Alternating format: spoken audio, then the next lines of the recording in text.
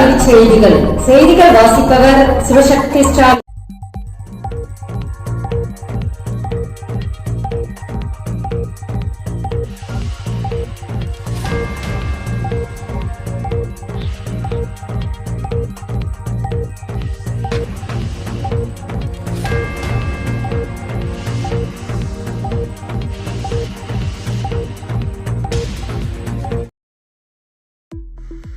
நல்லாசிரியர் விருதுக்கு விண்ணப்பிக்க நாளை கடைசி.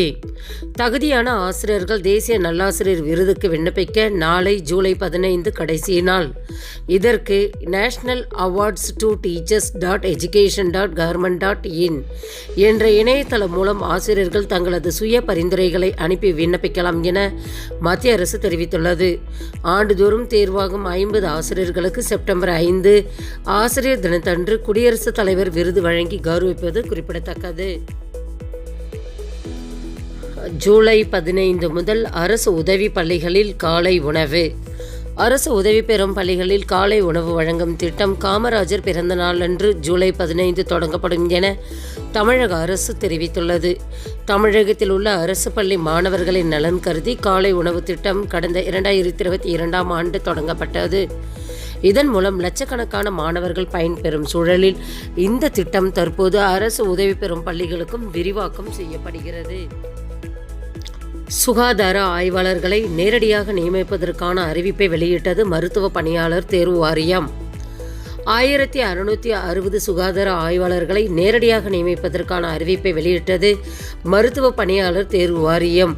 +2 முடித்துவிட்டு மாநில பொது சுகாதார மற்றும் தடுப்பு மருந்து இயக்ககத்தின் 2 ஆண்டு கால பல்நோக்கு சுகாதார பணியாளர் பயிற்சி முடித்தவர்கள் www.mrb.tn.government.in என்ற இணையதளம் விண்ணப்பிக்கலாம்.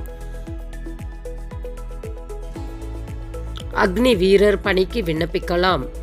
அக்னி வீரர் பணிக்கு திருமணமாகாத தகுதி வாய்ந்த ஆண் மற்றும் பெண்களிடமிருந்து விண்ணப்பங்கள் வரவேற்கப்படுவதாக இந்திய விமானப்படை அறிவித்துள்ளது. ஜூலை 28ஆம் தேதிக்குள் விண்ணப்பிக்கலாம். அக்டோபர் 18ஆம் தேதி ஆன்லைன் வழியாக தேர்வு நடைபெறும் என்று தெரிவிக்கப்பட்டுள்ளது.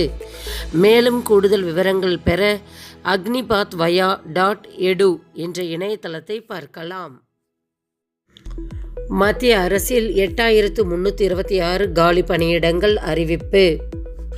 மத்திய அரசின் பல்வேறு துறைகளில் காலியாக உள்ள 8326 MTS மற்றும் ஹவால்தார் பணியிடங்களுக்கான வேலைவாய்ப்பு அறிவிப்பு தற்போது வெளியாகி உள்ளன.